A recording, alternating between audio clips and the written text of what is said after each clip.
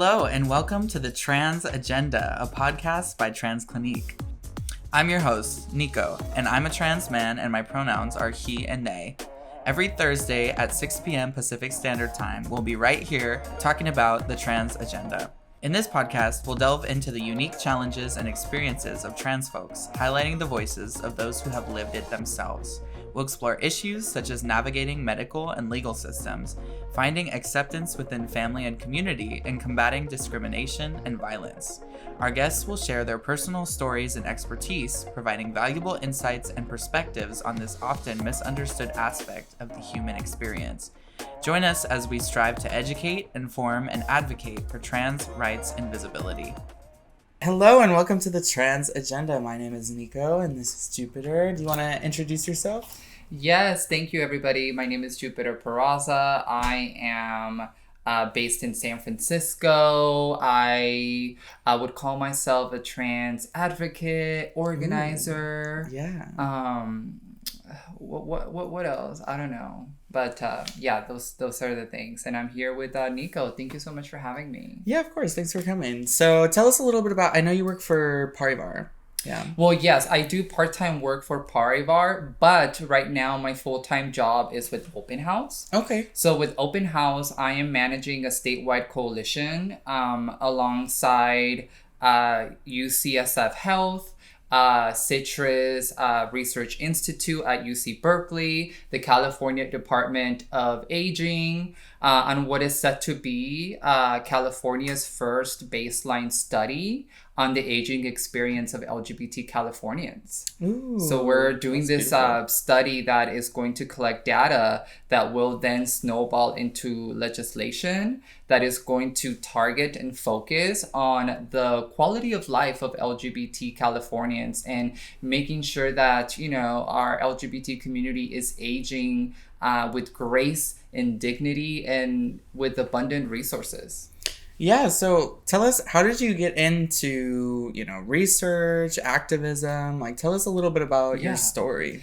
So, I got to San Francisco in 2015. I was just 18 years old and I came here for college to attend San Francisco State University.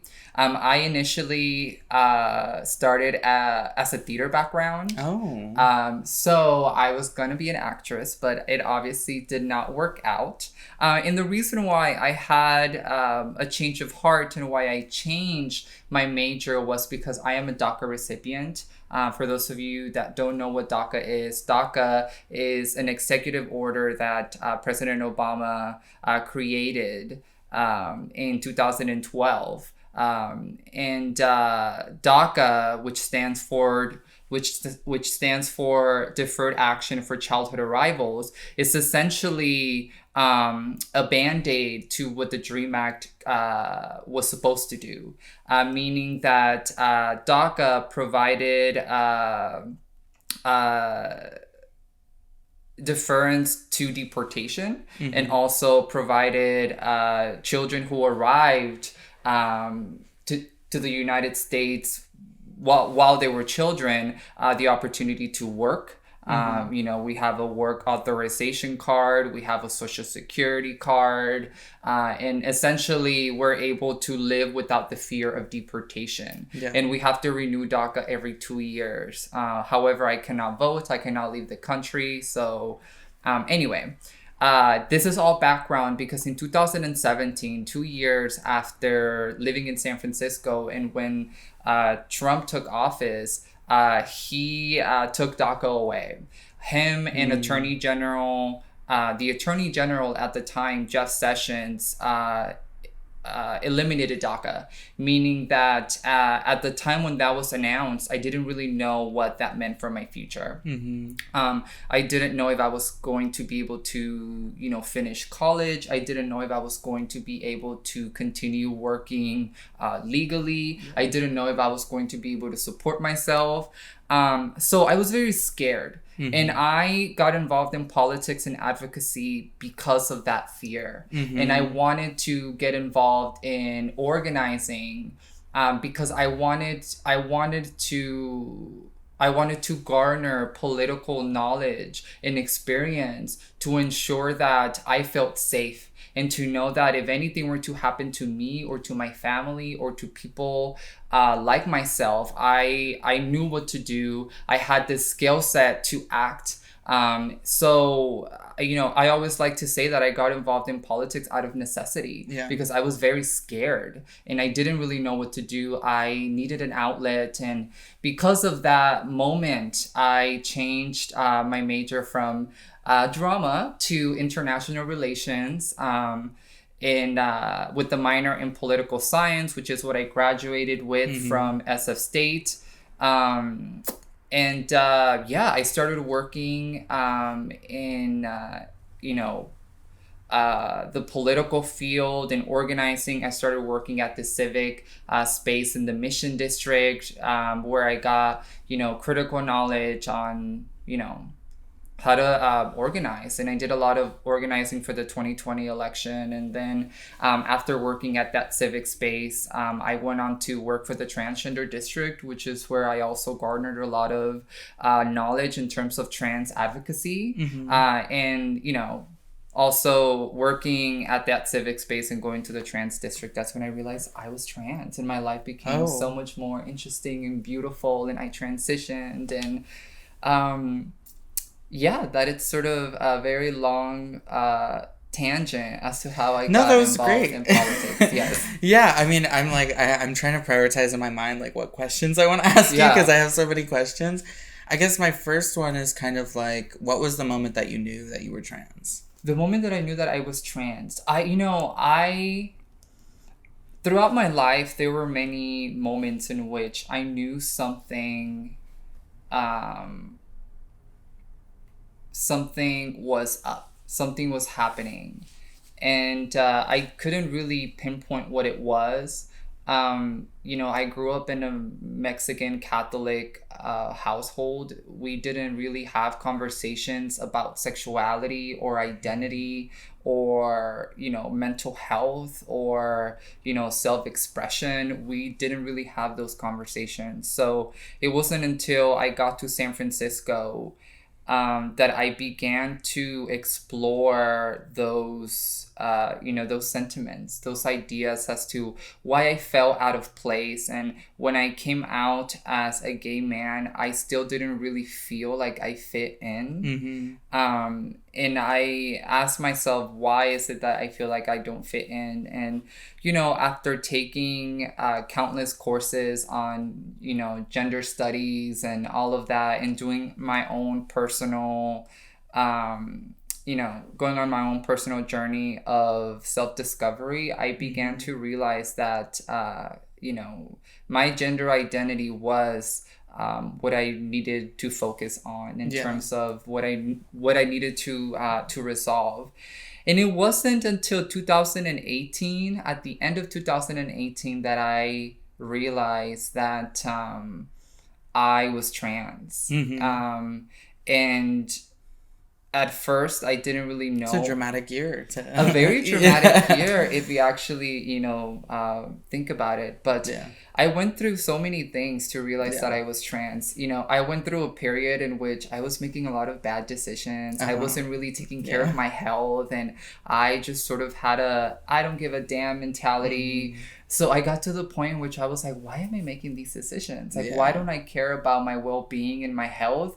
And I always went back to, it's because I feel like I'm not affirmed in the way that I would want to be affirmed. And because I'm not affirmed, I am so careless about my life. So, all of those philosophical epiphanies sort of led me down the path of, no, I am trans, and I need to affirm myself, and I need to correct my life and live the life that I want to live in being myself, and lead with joy and focus on my happiness and who I am. So it wasn't one particular moment that I realized Yeah. that I was trans, but it was sort of like a journey. Yeah, culmination. And, I'm a psychology major, so I'm always thinking about, like, the subconscious, or I was. I'm always thinking about, like, the subconscious mind and the different reasons why we do the things that we do. And I'm wondering, I feel like a lot of people struggle with the awareness about why am I treating myself that way. So do you have any advice for someone who might be going through that, and how you were able to find the courage to resolve that for yourself? Yes. How I was able to find the courage to come out as trans and to take care of myself. I mean, as I mentioned, I reached a low. I reached a very low point because I felt like I couldn't do anything about it. Yeah. And I feel like in my experience, what was compounded into that was that I was an immigrant. Yeah. And, my parents are immigrants as well. And I felt like I couldn't take that step because I felt like I didn't have the privilege to do that. Yeah. For it's very common in immigrant diasporas that you have this pressure on top of you of having to succeed, of having to be the breadwinner, of leading your family from austerity and poverty into into stability and access to wealth and all of that. And I think it's something that it's very problematic within what we instill in our immigrant communities. Just the fact that we're only as worthy as what we provide and as what we bring to the table. Right. You have to prove. Right. Yeah. You have to prove yourself, when in reality we are all people. We're all human beings, and our worth is innate, whether we provide a lot or not. So I always let folks know that you really need to prioritize yourself. Mm-hmm. You really need to look within and ask yourself, what do I need to affirm myself? What do I need to affirm my happiness and my joy?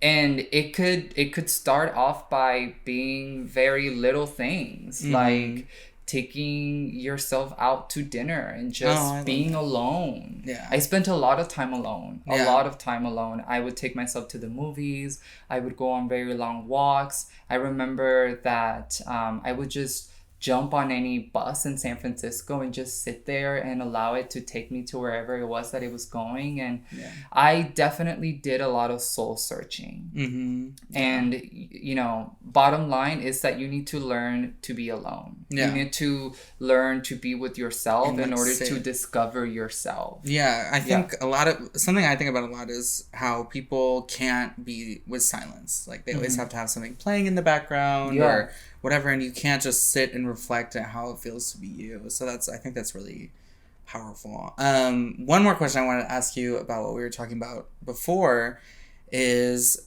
so we've talked about the individual, but I want to talk about the macro. I want to talk about society. I think you have a very unique perspective. What, in your opinion, are maybe, three things that need to be done in our society right now? Hate speech is not free speech. Yes. Okay. We also need to rebuild our educational curriculum. Okay. Absolutely. Invest more on education, on more standards of community, ideals and principles. I also think that we need to go away from capitalistic norms that I feel like have really are really upholding the disposability of people. Yeah. My God, I could talk about that Me forever. too. Okay. Well, I would love to have you back for another episode just about capitalism. No, please. Yes. But we are running out of time. But I do want to ask you the one question that I ask everybody, which is, what is your trans agenda? My trans agenda is that, first of all, what is a trans agenda? Anyway, that's a very philosophical question. But I just believe that my own personal trans agenda is to build trans political power. I think that it's important to encourage other trans people and gender diverse individuals into positions of stability, of personal enjoyment. I think that the beauty of being yourself authentically in every sense of the word is incredibly powerful. I think that once you arrive, once you have that moment of arriving, I think that you open up every possible door and window and everything to a fulfilling life. And I feel like everybody is entitled to a fulfilling life. Everyone should be able to be on their deathbed and be confident that they lived as best as they could, without any hindrance and any sort of barriers. So that is my own personal agenda, to make sure that trans people know that they are beautiful and that they are powerful and that they can do absolutely anything. I love that. Well, thanks so much for coming to the Trans Agenda. Yeah, thank you for having me. Awesome. Trans individuals face unique challenges every day. From accessing healthcare to navigating legal systems, it is crucial that we work towards creating a society that is inclusive and supportive of people of all gender identities. This means advocating for policies and practices that prioritize the health and well-being of trans individuals, as well as challenging discriminatory attitudes and behaviors where they exist. By coming together to support and uplift trans voices, we can create a brighter and more equitable future for everyone. Thank you for listening, and let us continue to work towards a world where trans individuals can thrive. Follow us on all social media platforms @transclinique, and don't forget to like this video and hit the subscribe button.